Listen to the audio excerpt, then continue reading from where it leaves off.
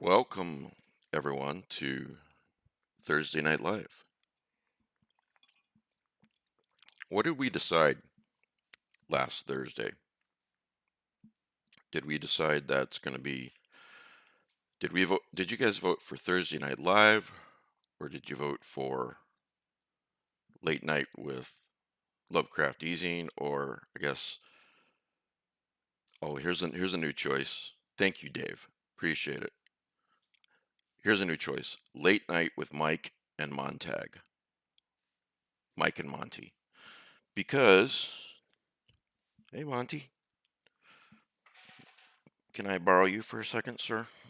There we go. This is Montag, my new cat. He's about 4 months old, and he's got the sweetest disposition. Here you go. Here's your toy.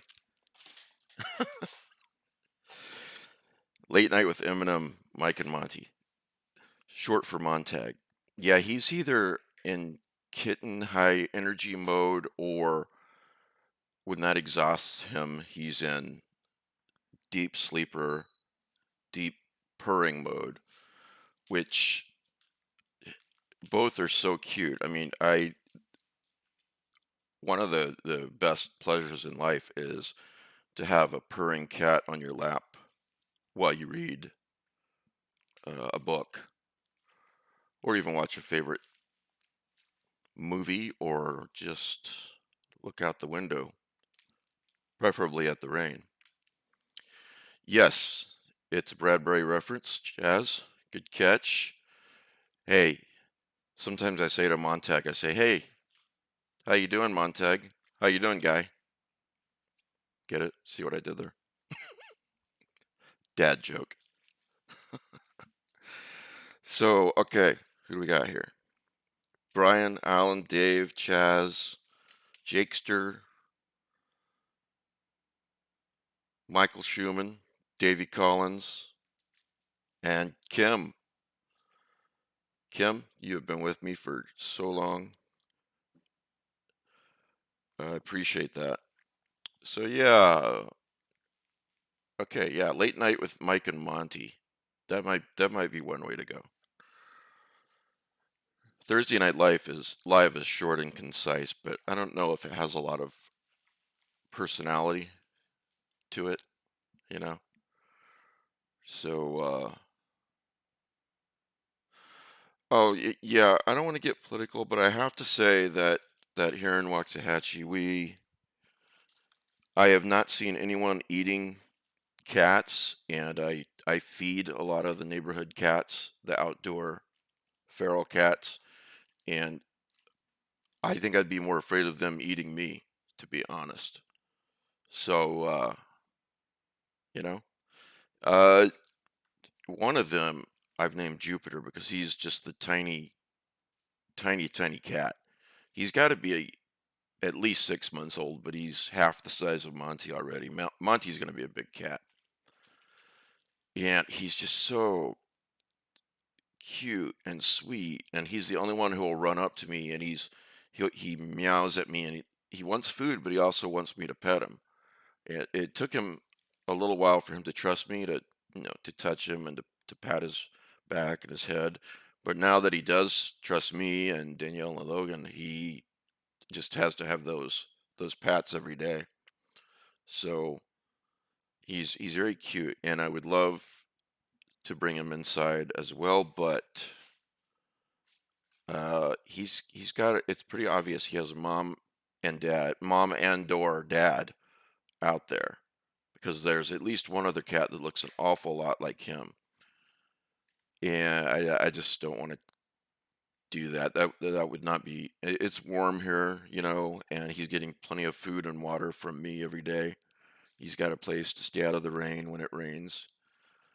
Um, Last night, real late, I was out here. I think I forgot to send an email to somebody. I was out here, and on the way back into the house, Jupiter was out there with either his mom or his dad, chasing around him and wrestling with them, and the bigger cat was wrestling with them, in a nice, playful way. It was so cute, and I just thought, once again, I can't I can't bring Jupiter indoors, you know. So he's happy. He's more than happy out there. I said rain in wishful. That was wishful thinking on my part, Dave.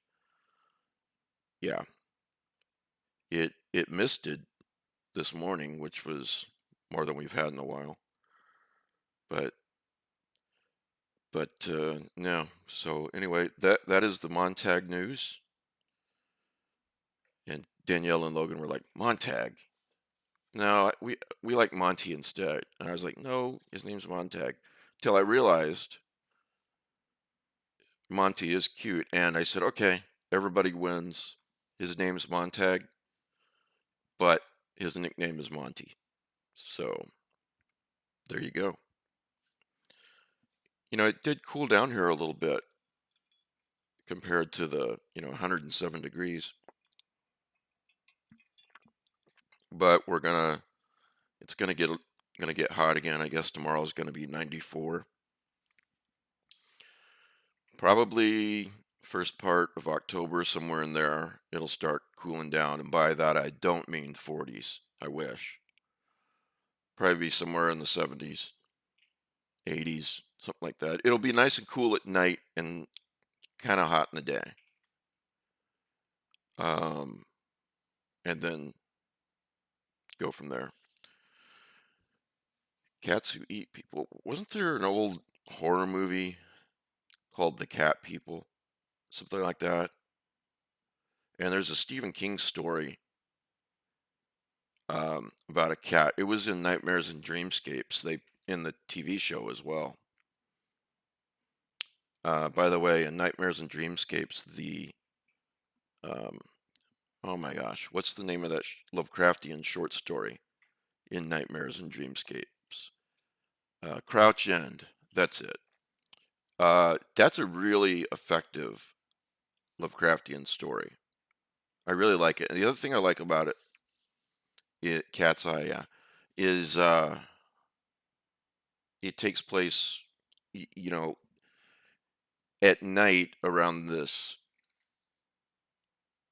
uh, police station in Crouch End, but it's at night, and obviously, but I don't know. I've always been kind of fascinated by, you know, the way that things can look very different at night, and especially, I'm saying very obvious things here, but those kinds of stories, I like them. And Crouch End is like that. Crouch End, if you've not read it, it's a really good Lovecraftian story. Um, how many here has read it? And whether you've read it or not, you should do yourself a favor and listen to Crouch End on audio.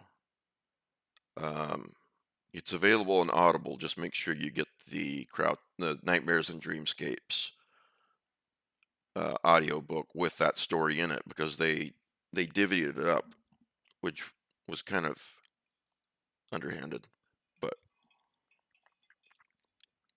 But Tim Curry,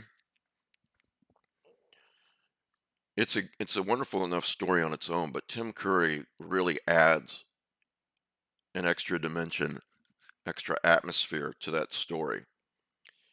You know, um, even if you've read it, it's worth a listen. And it's Tim Curry. You're late. What? You've missed me talking about the new cat. Now, I wasn't going to get a new cat for a while, but excuse me, a friend of ours rescues cats, and this little guy is, 14, 15 weeks old, somewhere around in there, and needed some love, needed a house, needed a home with love in it. And um, I couldn't say no. And he's so sweet. Hey, buddy. Yep, I'm talking about you. Um, I am not. I'm not ever. I don't ever want to feel like I'm replacing Oreo because I'm not. But I have to say that after Rick and after Oreo, this little guy's healing my heart a little bit. Maybe that sounds hokey, but it's true. Yeah, Alan, you've got a new kitten too. And Michael, yes, it did. It didn't, yeah, and was later collected into Nightmares and Dreamscapes. The audio edition will be from Nightmares and Dreamscapes, but if you've got New Tales of the Cthulhu Mythos, it's in there. Um, yeah, good catch. So, you know, I like to think that Oreo would understand, and you know, in uh, I'm I'd probably describe myself as an atheist, although I've got an open mind. If there's evidence for something, then that's what matters to me. Uh, so far, in my view, there's no good, conclusive, anything but anecdotal evidence for an afterlife. Although I'd love to believe that there is a nice afterlife where you get to meet your loved ones again. All of that said, all of that said, I do enjoy thinking about Rick and Joe and Carcosa and now Oreo keeping them company there. Do I believe that? No, but it's comforting nonetheless, you know? And who knows? I don't know everything. So Oreo, I hope you're looking on from Carcosa. Oh, by the way, I don't know if you're watching tonight, Donna, but um, Montag loves his new toys, and so Donna, one of my top tier Patreons, sent Monty some toys, and she sent this kind of cone thing. It has balls that go around and around. We just got it yesterday, and I unwrapped it, put it in here today, and he's been really enjoying that. Um, she got some kind of, I guess it's called a diffuser. It's sort of like you plug in those things into your wall to you know keep the room smelling nice. But this is supposed to um, make cats calm and maybe help with his transition here to the book house and a few other toys. I just want to say thanks, Donna, whether you're watching it now or later. It was really, really thoughtful of you. Really appreciate it. Hey, newcomers, welcome. Welcome, welcome. So there's a movie called Strange Darling that that's supposed to be really good. And after I realized that, I avoided every other news about it. In other words, I didn't watch the trailer. Uh, Nothing. Yes, pheromones for calling. That was very nice of her. For calming. What did I say? Calling. Anyway, this movie. I'm saying this without having seen it yet, but you guys should go see it. It's a limited release. Right now, it's in a theater about 45 minutes away from me, and I'm gonna go see it Monday night, I think, when it's, not busy at all. And hopefully it'll still be there after this weekend, but I can't go this weekend. I would love to just watch it at home with Monty, was that you? Hey, buddy. What are you doing? I would love to watch it at home, but it's not going to be on streaming until the end of November, I think. Something like that. So remember that title, Strange Darling. Oh, you like? Chaz says I watched Oddity, scared the bejesus out of me. That's a good movie, isn't it? Yeah, I told you guys. That's a damn good movie. And if you haven't seen my interview with the writer director yet, that's on YouTube and of course Spotify and Apple and so forth.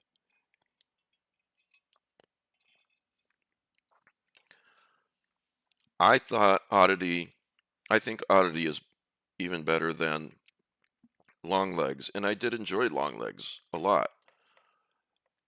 I saw both of them in the theater, and I do not go to theaters unless it's a family thing or it's something like Oddity or Strange Darling, where I have it on pretty good authority that it's going to be really good, and I don't want to wait because I want to.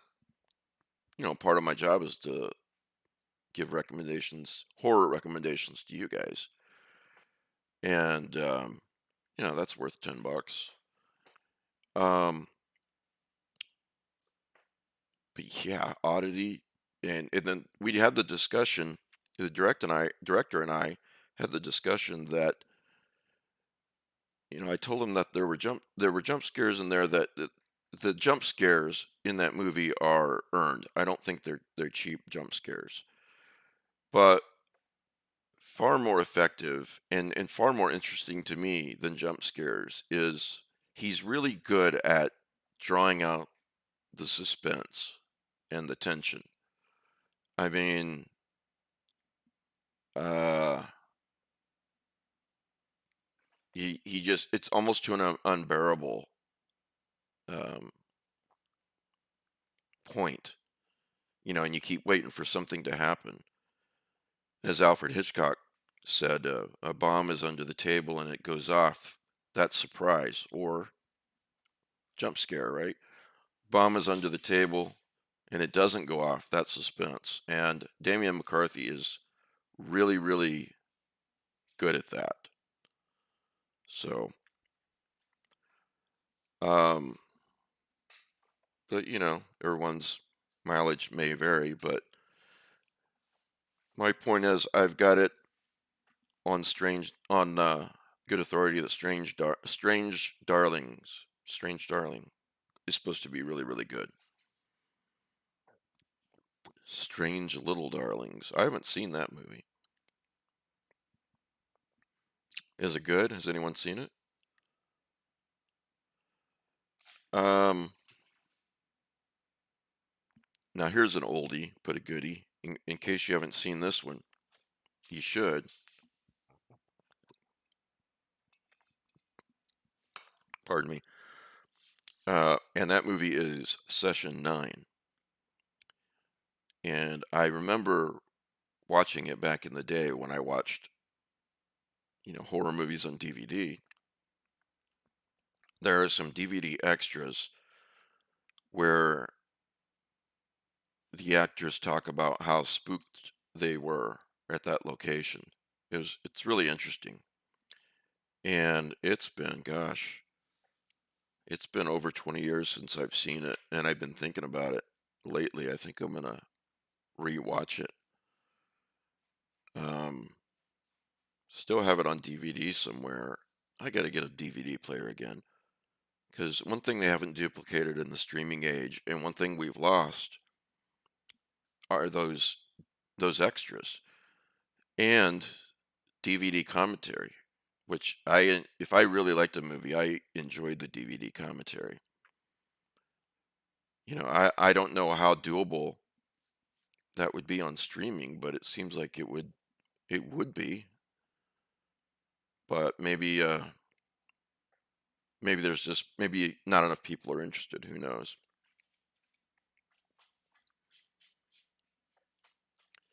Strange Little Darlings. Is that what you're talking about, Davey? Yeah, I do still have all my horror DVDs. They're just put away. But I haven't watched the DVD in quite a while. I need to find my DVD player again.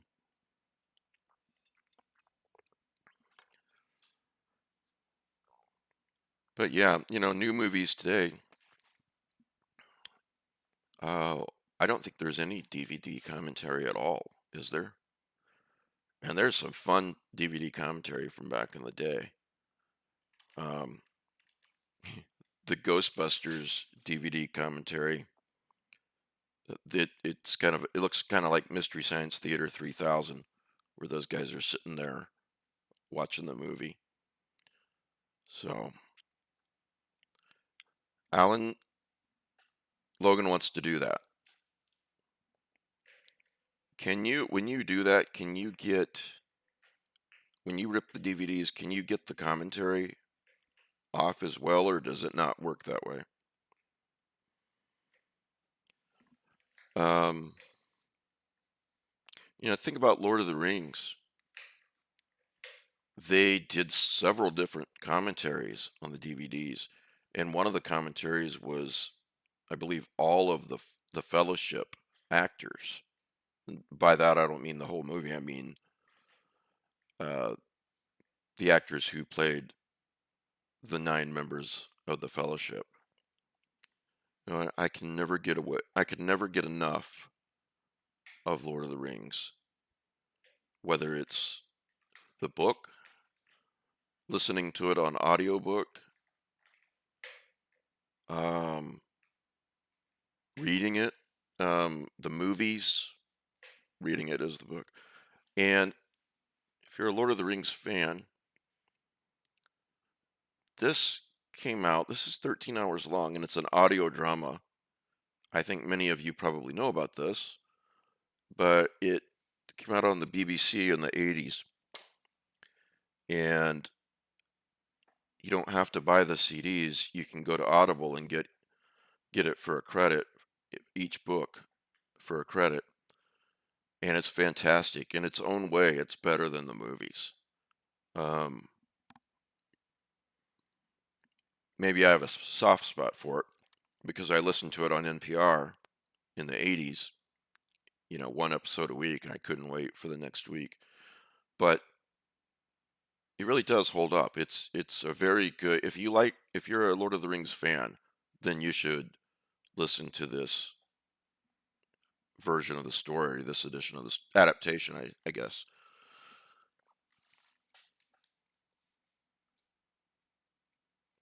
Oh yeah, those old cartoons. Um, Rewatching the Aliens series. Um, Bone to pick. Did you go to the theater and watch Alien Romulus yet? I We went during Necronomicon, me and Bridget and her husband and Alan here and several of the others from the gang. We went to see it. That was a lot of fun. Um, I mean, it's better than Alien 3. It wasn't too bad. I wouldn't watch it twice, but it was fun to go watch it. Um,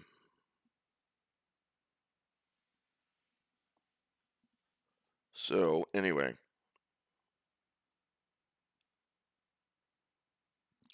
all right. Speaking of scary things that happen at night, told you I was thinking about this stuff lately. There are a lot of stories online from people who have night shift jobs, that are really interesting to read. Um, Here's one that I think is guaranteed to creep you out. So I'm going to read this, okay? So I hope I scare the hell out of you. I hope you're driving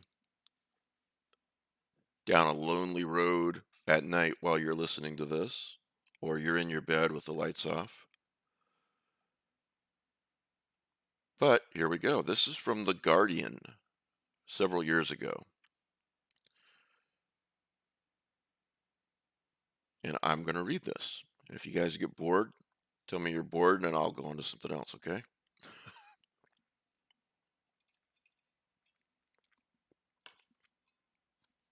So, in 1995, when I was 20, I moved to Enumclaw. I'm sure I'm saying that wrong. A farming town in the U.S. state of Washington to be close to my brother and his family. I rented an apartment. My room was on the top floor, but on my first night, lying in bed, I heard footsteps above me. Over the months, I started to notice things going missing. I would buy a six-pack of soda, drink one, come home from work, and find only four left. It was the same with packets of soup and ramen noodles. I also noticed that doors I had left open were closed, or vice versa. Mostly I found it amusing. I assumed that my brother, who had a key, was coming over and eating my food. Looking back, I should have known it wasn't him, because there would have been dirty dishes everywhere. I got a puppy. While she was being toilet trained, I kept her in the bathroom. One day when I was out, the apartment flooded. I came home to find the puppy in the sink. She was tiny. I didn't know how she could have gotten up there unless someone had put her up there to save her. I continued to hear footsteps. There was a hatch in the ceiling leading to what I assumed was an attic. I asked my landlady if there was any way someone could be up there. She said, "No way. It's probably a squirrel or raccoons." I pushed it out of my mind. Monty, what are you doing, sir? If I suddenly go off the air, it's Monty. Then one day I called in sick to work. I lay on the couch all day and at 11 p.m. turned off the lights, lit a candle, and ran a bath. As I lay in the water, I noticed the attic hatch was open. Suddenly, everything slowed way down. What took about 30 seconds felt like 5 minutes. All the puzzle pieces fell into place. The footsteps, the food, the puppy. Someone was in my apartment.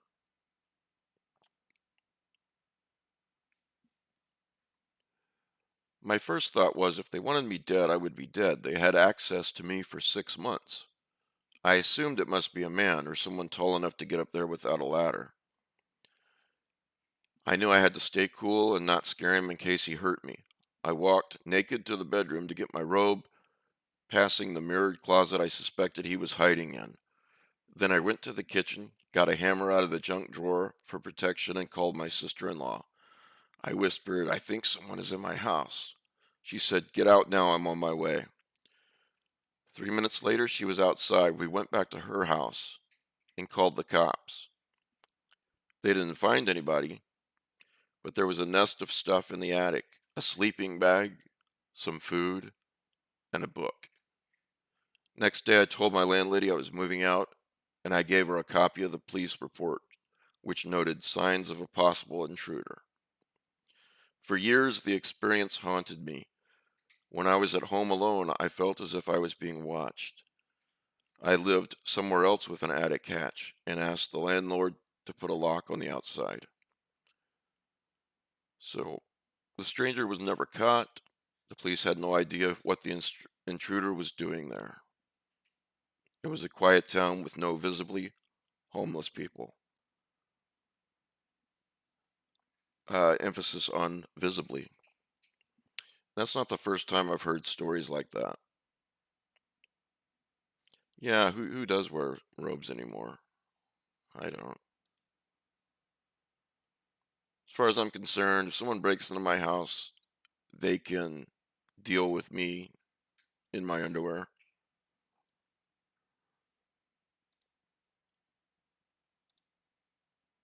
So, what do you guys think? Logan showed me a video on YouTube a couple of years ago where the guy, I guess he was hearing noises up there, so he thought he would just video it because he thought it was an animal or something. So he goes up there and he sees this guy and he completely freaks out, drops the phone. The guy runs out. It's a freaky video to watch. But I said to Logan, I said, that's got to be fake. They're just trying to get traffic. And he's usually the first one to say that, actually. But he said, no, in this case, he didn't think it was, because if you're trying to get hits, you don't drop the phone. You know it's coming. You want to video it. This guy just freaked out, dropped the phone. So he said it was probably real. Yeah, it's like Laird told me about some incidents like that have happened to him. He said, the thing is, if it if it's quote unquote paranormal, it's scary, and if it's not paranormal, it's possibly even scarier when you look at it that way. And if you guys have not heard his strange but true stories, experiences that he's lived with in his life, on my Patreon, you should. It's amazing and chilling. Um, and one of the incidents, I don't want to spoil it for you because it's so interesting to listen to from him. But one of the incidents, he said the cop just went pale when they called the cop there. So yeah, has everyone listened to that? I put it on Patreon a couple of years ago. Um, Laird and I we were on the phone, and somehow we got to talking about this kind of stuff. And I was like, wow, this is scary shit. You should do a Patreon with me and talk about all this stuff.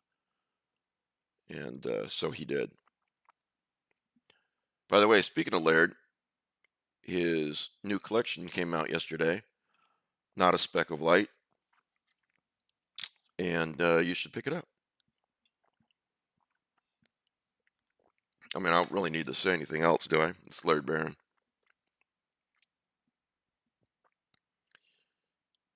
Let's see here. I did want to read a couple of these night worker stories that I've been perusing.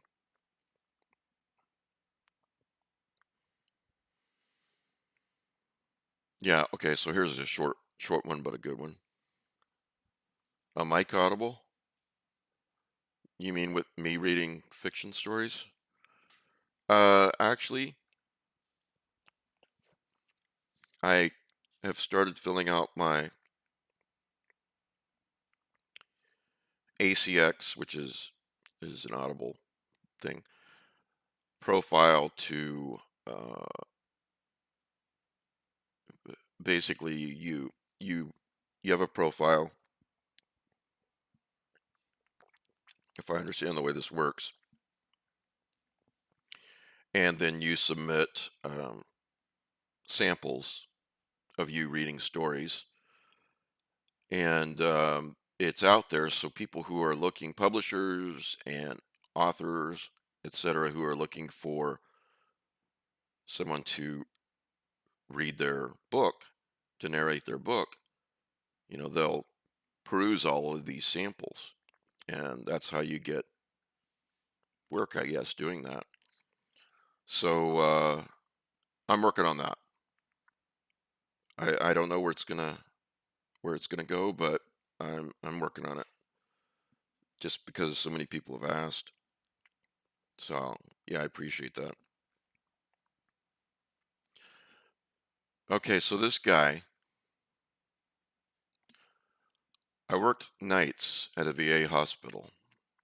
I cleaned the director's suite every night, which was on the higher ups area, and I was the only one with the key. I had to unlock it to go in and lock it behind me every single time that I needed to enter or exit, even for breaks or to get something from the janitor's closet. There were more than a couple of nights when I would be mopping the long hallway by myself, and I would hear my name called, or very heavy doors closing on their own. I would even hear whispers. It didn't bother me much as I knew all the deaths that happened in that hospital. I don't know what that means. After a while, I just got used to it. I don't know. Pretty, I don't scare easily, but I'm not sure how long I would stay at that job.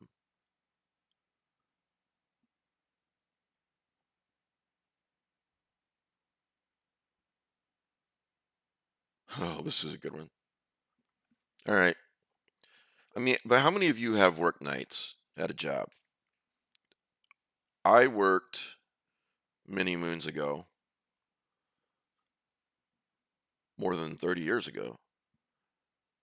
I had a job as a baker, and it was basically it was this huge company in Des Moines that had so many workers that they had their own kitchen and little restaurant for the workers.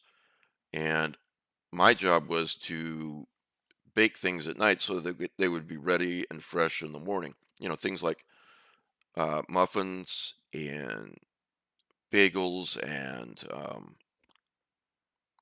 what else? Donuts, all kinds of things like that. So I worked from, I think it was 11 to 7, if I remember right.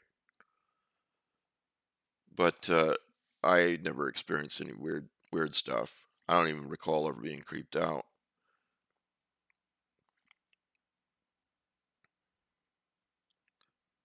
What's the night watch?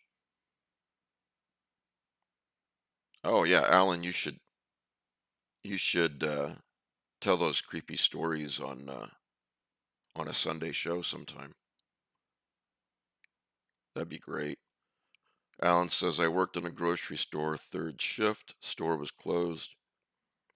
Just about three or four of us stalkers in an empty store. I have some creepy stories from that. I bet if you got a short one, type one out. That would be cool. But if not, then maybe you can tell us on Sunday or a Sunday coming soon. All right, here's one. You know what I've considered more than once is editing an anthology of of horror stories that happen in a hospital at night. Any of you who have had to spend any time in a hospital, um, at night it can get kind of creepy, depending on the hospital. When I first got sick, I spent, man, it was at least 2 weeks in the hospital. I mean, it was bad. My uncle had a heart attack at the same time, and I was in the hospital longer than him. Quite a bit longer, actually. Um, but yeah, the thing about anthologies, if you don't have money, you need to do a Kickstarter like I did for Autumn Cthulhu. And don't get me wrong, I loved it. But it's just a lot of work being the publisher and the editor, you know?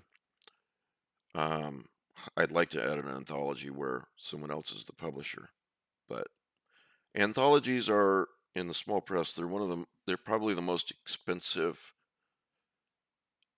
things to do. They're more expensive than novels. I'm speaking very generally here, but they're more expensive than publishing novels. They're more expensive than publishing collections because with both of those things, you're dealing with a single author and you can work out something that's fair to you both. With an anthology, if you're going to do it right, you're paying pro rates, and that means you need to fund it, um, and make sure you've got the money to pay those pro rates. So, oh my God, why does that not surprise me, Alan? For those of you who are driving down the road, can't see the comments. Alan says some of the creepiness was due to the manager saving money and dimming the lights. So we were working in the half dark, and it messed with my perception of time. Yeah, and a boring night job can really mess with your perception of time anyway. I did have one other night job at at a Toys R Us temporarily for the Christmas season, and for such for a store that brought so much joy to kids, boy, it sure was an awful, awful place to work. Maybe that's one of the reasons why they don't exist anymore.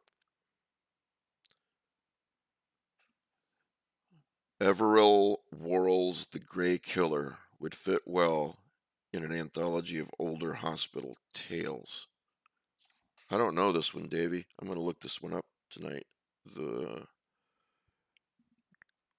Grey Killer. I'm just writing this down. Huh. Thank you. But yeah, Toys R Us, that stocking, yeah, yeah, it's boring anyway, Alan, right? And then if they're dimming the lights and everything, yeah. Let's see. What did I miss? Uh-oh. Alan, that was not on purpose.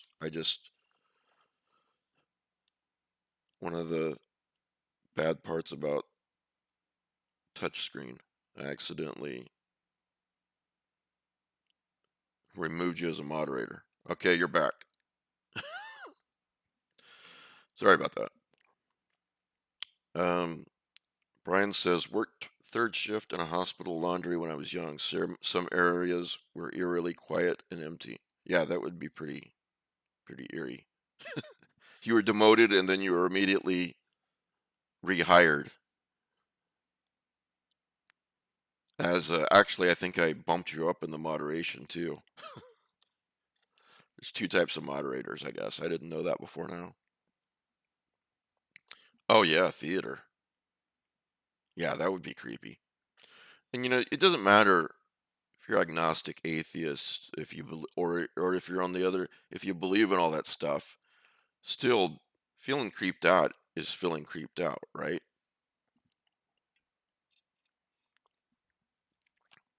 All right, here's one. If you guys like this kind of thing, I'll read one or two more of these some Thursday nights, and then Tuesday nights are for regular published stories. Wow, Davy. Holy crap. There's this hotel in LA that's really famous for it. I can't remember the hotel right now, but there's been a few documentaries on it. And this one girl who was visiting LA and staying there that just went missing out of the blue. Cortez might be it. Anyway, here's a story. Supposedly true. Probably is true because it's not like this person's getting social media hits or money to write it into BuzzFeed, which is where I'm reading it from. I work nights in a data center, and sometimes I was the only person in this warehouse-sized building. All the lights were motion sensors to save on energy, and I hated how each room would light up when I walked past. I was convinced that one day the lights would flash on and I'd see something bad. It turns out there was something much worse. I walked down a long corridor, and as usual, the lights came on one after another. I was halfway down, and my heart skipped a beat when I realized the lights behind me were turning off one after the other. I started walking away, but it was like the darkness was chasing me. I started to run, and I got to the end of the corridor just after the final light turned off, and I was plunged into complete blackness. This was one of the most terrifying experiences of my life, and I have no explanation. Well, obviously, it was Alan's boss at this store was trying to save on light, you know? So just explain that.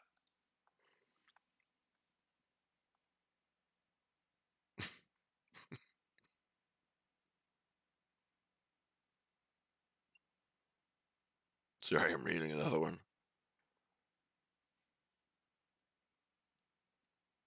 Yeah, another spooky place at night is schools. I know Danielle's been worked, well, I'm sure you can attest to this, Alan, but Danielle has worked late sometimes and called me because she was a bit creeped out because she was the only person in the entire building. So, that's the thing. Natural selection, some things are just baked into our DNA because the people who were afraid of the dark and more cautious around the dark were the people who survived to have kids and so forth and so on. So that's a really bad explanation for natural selection with being afraid of the dark. But there you go. Um, just like we love campfire, fireplace. Um, yeah, I can't think of any other examples.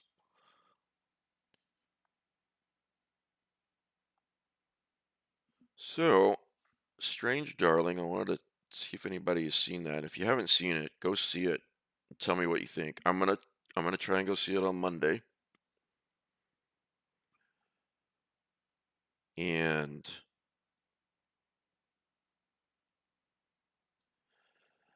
yeah, um, I don't know. Maybe I should work harder on.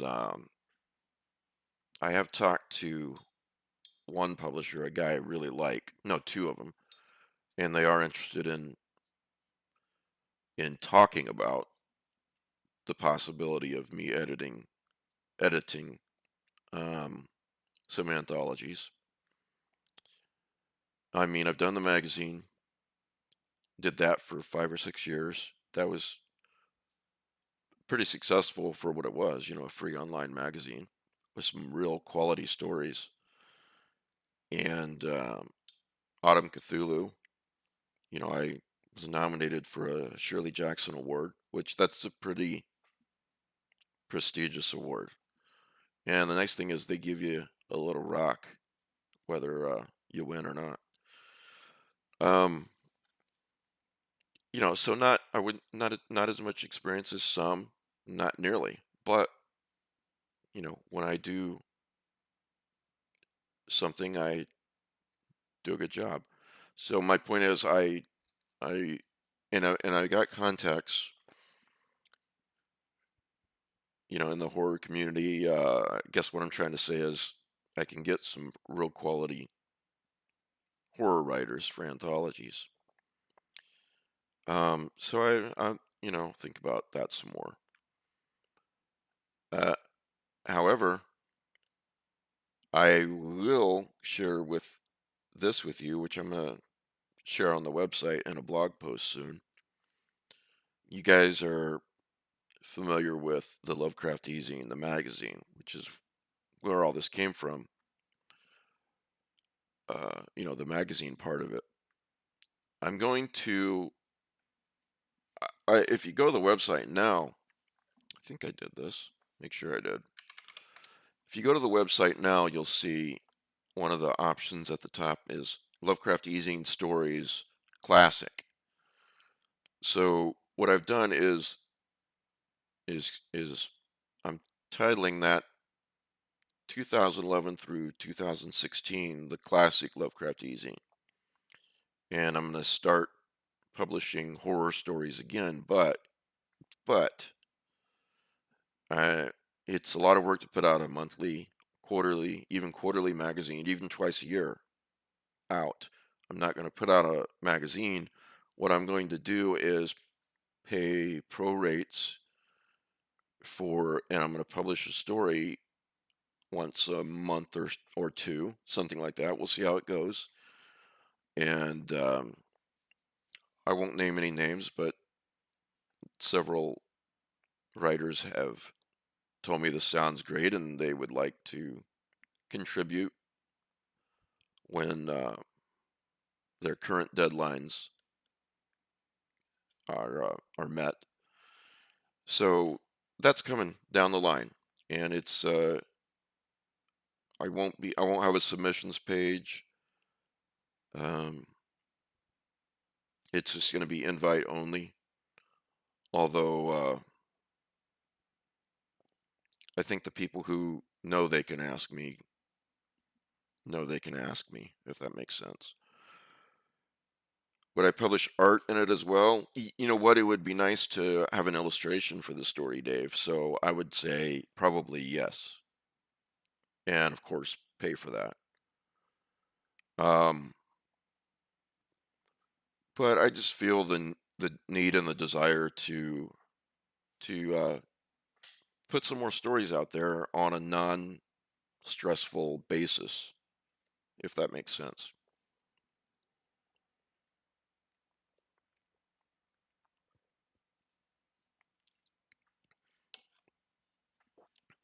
Yeah, I don't blame you not wanting to go into a park alone.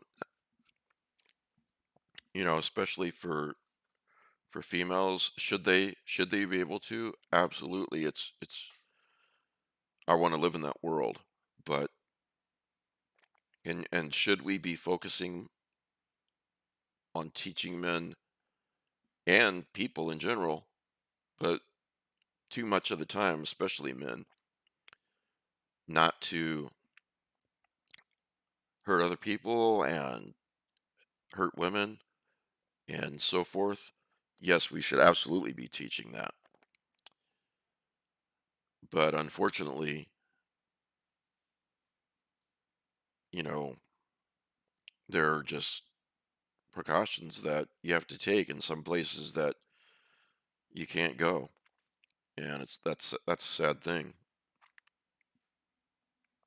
I mean, Buffy's not around every corner to save you, right? So, well, today was my wife's birthday. We're going to celebrate on Saturday, actually. But um,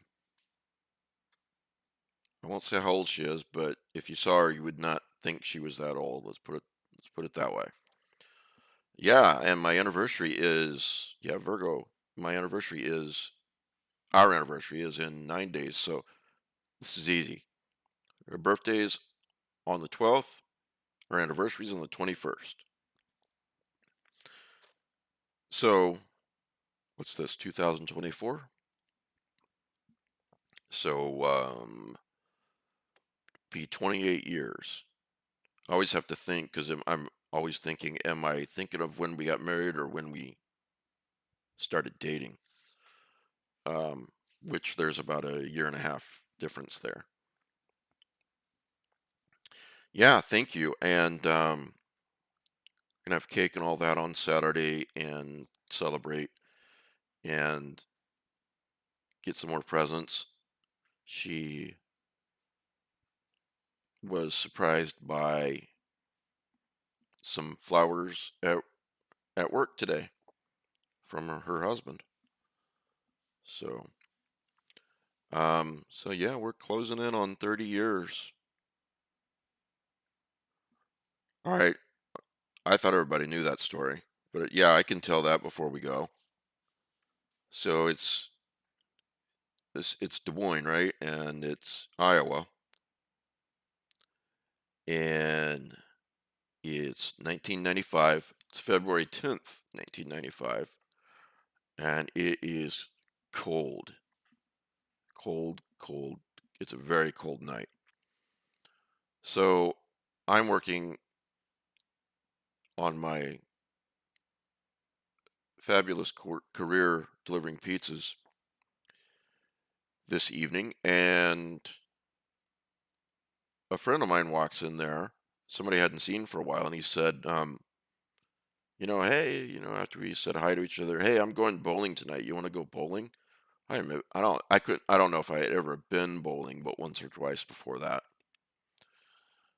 So I was like, yeah, I want to go, but I'm supposed to close the store tonight, which means I'll be here, late.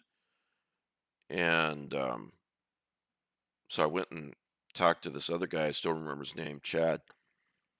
And I said, Chad, would you mind closing for me tonight? I mean, it's cool if you don't want to. I don't have to go bowling, but I'd like to. And he was like, no problem. And so I was able to leave pretty quickly after that. Um, I'll stop right there and say, what if Chad would have said no? What if he would have said, sorry, Mike, I have plans, and I would have been, hey, it's cool, no big deal, and it would not have been a big deal to me, but he didn't. So there's the first domino, and so this place underneath the mall, this bowling alley was underneath the mall, huge area. Well, I guess most alleys are huge, but really huge. And uh, it was three of us. We were having a good time, drinking beers and bowling, as you do. And Danielle and her two friends were in the next lane. Now, there's another one. There's another domino right there. What if Danielle had been there, but she was 15 lanes away? I mean, it was a huge place. We wouldn't have bumped into each other. Very unlikely, let's put it that way. So um, what happened was, Dave, is that after a while, Danielle comes up to me and she goes, um, said something like, I used to, believe it or not, I know I look really old now, but believe it or not, I used to have a really young face. So I was 23 at the time. And so she comes up to me and starts teasing me and saying, I need to see your license. I don't think you're old enough to be drinking that beer, which I did not look old enough to be drinking the beer. And so I laughed and showed it to her. And, we started talking. She told me I was a bad bowler, all the stuff that you say. Here's a couple of other things. There are two things my wife does not like: long hair on a guy and smoking. Both of her parents died from lung cancer from smoking. They smoked most of their lives. And she just doesn't like long hair on guys. Well, I had long hair basically to my shoulders up until that afternoon. I mean, I'd had it for like a year and a half. Yeah, she was razzing me about my mullet. I'd had long hair for a long time.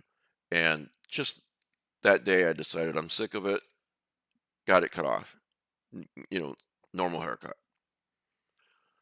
I can guarantee you she would not have come up to me if I had had long hair. It's amazing enough that she came up to me when I was smoking, which I was.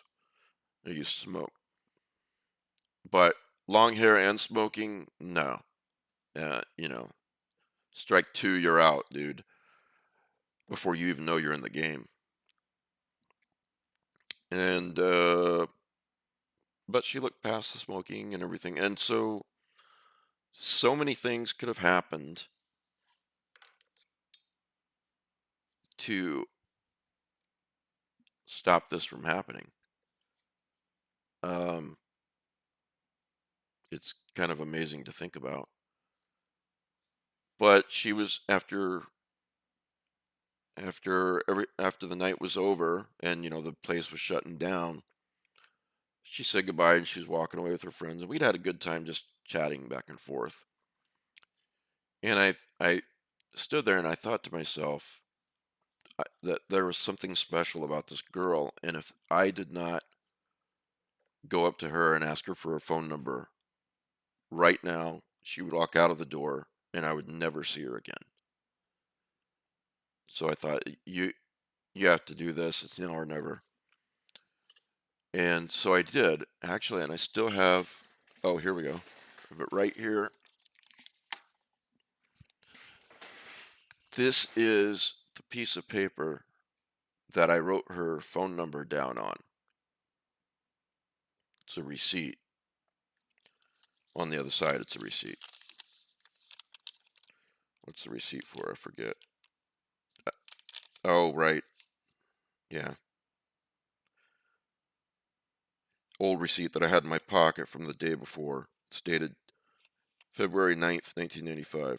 Anyway, so this is the very sheet of paper that I wrote it on. 255-2368. You can call that, but you won't get her anymore. Have a good night. Last but not least, months later, if not years, I don't remember when I found this up. She told me that when she would go out and guys would ask for her number or ask her friends for their number. Yeah, we had to write phone numbers down on paper. She would give them a fake number. You know, she would give the guy a fake number always. Um, and after she gave me her number, apparently after she gave me her number and they were walking away, her friend said to her, "So whose number did you give him? Fake number." And she said, "I gave him my real phone number." And they were shocked. So that is the story. Yep, you couldn't just send a text to each other. That's what happened. And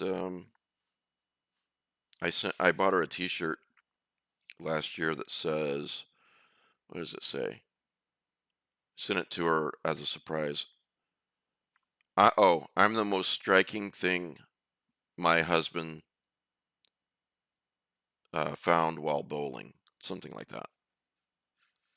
So thanks, Dave. That's nice of you to say. Thanks for asking. Yeah, that is a cutout of her on the wall. Um, so yeah, that's my beautiful wife. So yeah, I'm gonna have to plan something really, really nice for the 30-year anniversary. So anyway, guys, I'm sure some of you have jobs to get to earlier in the morning. Thanks for spending part of your Thursday night with me, and I will see you guys on Sunday. Have a good night.